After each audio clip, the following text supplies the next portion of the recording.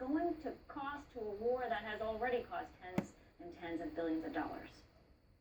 Well, it's been referred to, Lauren, as the trillion-dollar war by some, and I think that's looking like a fair kind of estimate of all of this when you add it up over the years. It's tough to put a financial price tag on war, of course, so much goes into it, but looking at some of the numbers as they've come in, and we'll show you some of them now, if we're approaching $1 trillion. I mean, the U.S. Defense Department says over $800 billion has been spent fighting in Afghanistan since October of 2001. That's the operating cost of the war. I mean, putting gas in the Humvees, the aircraft carriers, the fighter jets carrying out the airstrikes, feeding the troops, that kind of thing. $143 billion for reconstruction of the country.